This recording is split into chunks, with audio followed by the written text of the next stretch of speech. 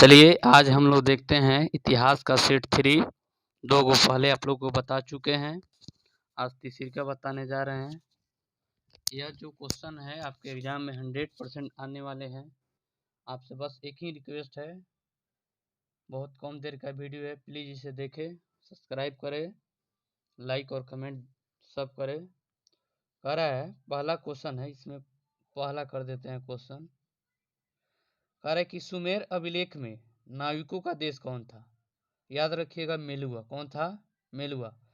तौलने की इकाई में सिंधुवासी किस अंक का प्रयोग करते थे? तो 4। किस अंक का प्रयोग करते थे? 4। चानुहदरो उत्पादन केंद्र था। क्या चीज का वहां पे उत्पादन केंद्र था? चानुहदरो पाकिस्तान में है, हड़प्पा सिंधु पाकिस्तान में है। तो चानुहदरो क्या चीज का उत्पादन होता था? तो मनका का। क्या चीज का? मनका का। अशोक का शासन क्या है? अशोक का शासन काल जो है आप याद रखिएगा 269 से लेकर 232। 269 से लेकर 232, इनको याद रखिएगा। 269 से लेकर 232 ईसा पूर्व, पहले उल्टा चलता था। 269 से लेकर 232 ईसा पूर्व, इनको याद रखिएगा। 269 से लेकर 232 ईसा पूर्व। अब चलते हैं हम लोग 5 नंबर क्वेश्चन को देखते हैं। कह रहा है कि अशोक का शिलालेख सर्वप्रथम किसने पढ़ा? अशोक का शिलालेख सर्वप्रथम 1837 ईस्वी में जेम्स प्रिंसेस ने पढ़ा। किसने पढ़ा? जेम्स प्रिंसेस ने। 2 तरह की चीज आपसे पूछा जाएगा। अशोक का शिलालेख सर्वप्रथम कब पढ़ा गया? तो 1837 में। और किसने पढ़ा? तो जेम्स प्रिंसेस ने। किसने पढ़ा? जेम्स प्रिंसेस ने। मुद्रा रक्षक का लेखक कौन है? मुद्रा रक्षक एक पुस्तक है जिसके लेखक है विशाखा दत्त। कौन है? विशाखा दत्त। अंग जनपद की राजधानी कहाँ थी? अंग जनपद की राजधानी चंपा थी। कहाँ थी? चंपा थी। द्विज के अंतर्गत कौन सा आता है? तो द्विज के अंतर्गत जो है प्रथम 3 वर्ण आता है। प्रथम 3 वर्ण आता है। कह रहे कि पुरुष सूक्त में किस ग्रंथ का उल्लेख है? पुरुष सूक्त में आपको ऋग्वेद का क्या है? उल्लेख है। किसका उल्लेख है? ऋग्वेद का। किसका उल्लेख है? ऋग्वेद का। इनको याद रखिएगा। पुरुष सूक्त में किसका उल्लेख है? ऋग्वेद का। 10 नंबर क्वेश्चन देखिए। कह रहा है कि समुद्रगुप्त किस वंश का शासक था? बस आपको याद रखना, समुद्रगुप्त। गुप्त आ रहा है यानी गुप्त वंश का याद रखिएगा। शास्त्रों के अनुसार राज्य का अधिकार किसे था? तो शास्त्रों के अनुसार राज्य करने का अधिकार जो था वो इनको याद रखिएगा, क्षत्रियों का। किनको था? क्षत्रियों का। 4 तरह की चीज आता है, क्षत्रिय, ब्राह्मण, वैश्य और शूद्र आता है, 4 तरह के। तो शास्त्रों के अनुसार राज्य करने का अधिकार क्षत्रियों का था। किसे था? क्षत्रियों का था। इनको याद रखिएगा। फिर कह रहा है आपको कार्ले चैत्य का किससे निर्माण कराया गया था? तो यह है पहाड़ी चट्टानों से। किससे? पहाड़ी चट्टानों से। बौद्ध के लिए सबसे पवित्र स्थल कौन है? तो बौद्ध के लिए सबसे पवित्र स्थल है स्तूप। क्या है? स्तूप। राजनामा के नाम से किस ग्रंथ का फारसी अनुवाद किया गया था? तो राजनामा का फारसी अनुवाद किया गया है महाभारत का। विश्व का सबसे बड़ा महाकाव्य है महाभारत। गुलबदन बेगम ने किसके आग्रह पर हुमायूंनामा लिखा है? तो गुलबदन बेगम ने हुमायूं के आग्रह पर हुमायूंनामा लिखा है, जो हुमायूं की आत्मकथा है। और हुमायूं की यह बहन थी गुलबदन बेगम, और वह एक लेखिका थी। क्या थी? एक लेखिका थी। विजयनगर राज्य की स्थापना कब की गई? विजयनगर राज्य की स्थापना की गई है 1336 ईस्वी में। किसने किया है? हरियर और बुका दोनों भाइयों ने मिलकर किया है।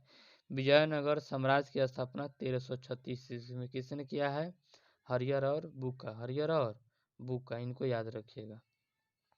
आगे चलते हैं। अब कह रहा है कि विजयनगर साम्राज्य के सबसे महान शासक कौन थे? विजयनगर साम्राज्य के सबसे महान शासक यही थे, कृष्णदेव राय। कौन थे? कृष्णदेव राय। अबुल फजल कृत आइन ए अकबरी किस ग्रंथ का वर्णन मिलता है? किस शासक का वर्णन मिलता है? तो शासक जब भी कहेगा तो याद रखिएगा अकबर। किसका मिलता है? अकबर। अकबरनामा आइन अकबरी के अनुवादक कौन है? तो ये हेनरी बेब्रिज है, जयरंट है और ब्लैकमैन, तीनों है। कौन है? तीनों है। राजकुमार दारा का संबंध किससे था? तो कादरी वंश। किससे था? कादरी से। सूफी मत की फिसौदी शाखा निम्न में कहाँ से पनपी थी? निम्न में कहाँ से पनपी थी? तो इनको याद रखिएगा, बंगाल में। कहाँ पनपी थी? बंगाल में, याद रखिएगा। अब हम लोग देखते हैं आपको इब्न बतूता किस देश का यात्री था? इब्न बतूता मोरक्को का यात्री का। किस देश का यात्री था? मोरक्को का। किस देश का? मोरक्को का, याद रखिएगा।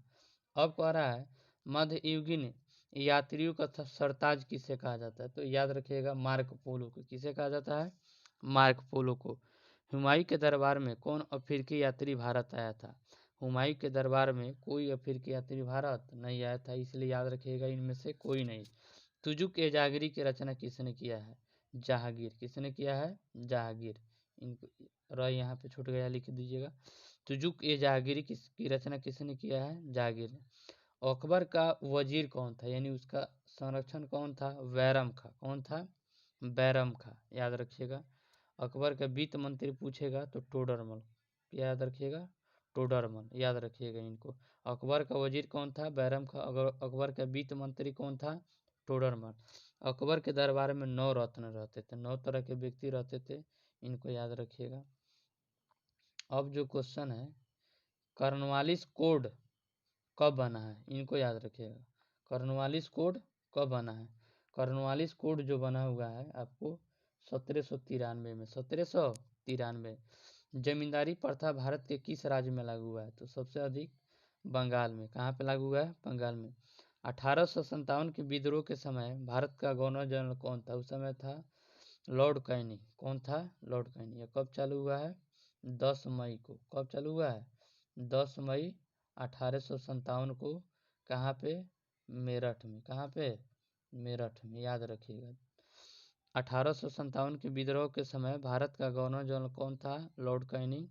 शुरुआत 10 मई 1857 को। कहाँ से? मेरठ से। कहाँ से? मेरठ से। कैनी के ठीक पहले भारत का गवर्नर जनरल कौन था? तो इलहौजी नहीं, डलहौजी, याद रखिएगा।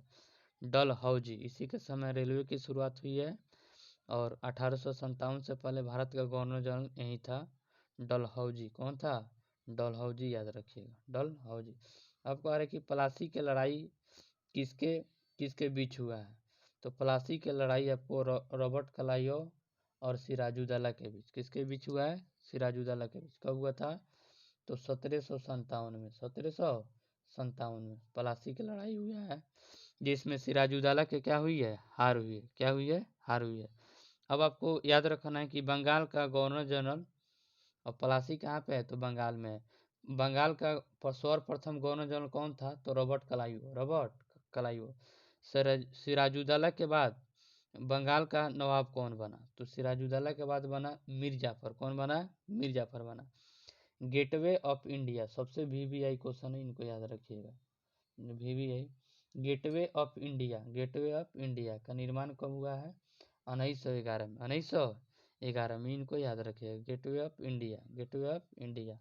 अब आपको याद रखना है, गांधी जी ने अहमदाबाद से दांडी यात्रा की शुरुआत को किस लिए किया था? तो यह नमक कानून तोड़ने के लिए, नमक कानून तोड़ने के लिए किया था। फिर कह रहा है कि गांधी इरविन समझौता कब हुआ है? तो गांधी इरविन समझौता जो हुआ है 5 मार्च 1931 को। 5 मार्च 1900, आप सिर्फ 31 याद रखिएगा, 1931 को। 1931 को। कह रहा है कि दूसरा गोलमेज सम्मेलन कब हुआ था? देखिए, पहला हुआ था 1930 में, 1930 में। दूसरा हुआ था 1931 में, और तीसरा क्या हुआ था? 1932 में। गोलमेज का मतलब होता है, गांधी जी दूसरा गोलमेज सम्मेलन में भाग लिए थे। इस तरह गोल मेज था, चारों तरफ से अधिकारी बैठे थे। यह हुआ था लंदन में। कहाँ हुआ था? लंदन में हुआ था। गोलमेज सम्मेलन कहाँ हुआ था? लंदन में। दूसरा गोलमेज सम्मेलन कब हुआ है? तो 1932 में। पहला 1931 में, तीसरा 1932 में। इनको याद रखिएगा। आगे चलिए। अब कह रहा है कि मारो फिरंगियों का नारा किसने दिया? मारो फिरंगियों का नारा जो है, यह मंगल पांडे ने दिया। किसने दिया है? मंगल पांडे ने। भारत स्वतंत्र कब हुआ? भारत स्वतंत्र हुआ 15 अगस्त 1947 को। 15 अगस्त 1947 को। अब सबसे अच्छा क्वेश्चन, इसमें कंफ्यूजन करने वाली है। यहाँ पे दिया हुआ है स्वतंत्र भारत का अंतिम गवर्नर जनरल कौन था। तो स्वतंत्र भारत का अंतिम गवर्नर जनरल किसे बनाया गया था, श्री राजगोपालचारी। श्री राजगोपालचारी। भारत का प्रथम गवर्नर जनरल कौन था, तो लॉर्ड माउंटबेटन, याद रखिएगा। स्वतंत्र भारत का अंतिम गवर्नर जनरल कौन था, तो श्री राजगोपालचारी। चलिए, यह सीट नंबर आपका 3 है इतिहास का। 40 को ऑब्जेक्टिव है और इसमें हम आपको और बताएंगे। बस आपसे एक ही रिक्वेस्ट है, इसको 10 से 12 मिनट तक का वीडियो है, इसको अच्छा से देखिए, कॉपी ले लीजिए और इसको याद कीजिए। उस और कुछ नहीं करना है, बस सबसे महत्वपूर्ण है ऑब्जेक्टिव तैयार करने के लिए, और सारे हम इसके सेट आगे बताते चलते हैं। और जो है ज्योग्राफी, पॉलिटिकल साइंस जिनका भी हो, हम सब आपका सेट डाल रहे हैं। आप लोग से रिक्वेस्ट है, बस आप इसको पढ़िए। चलिए, गुड बाय।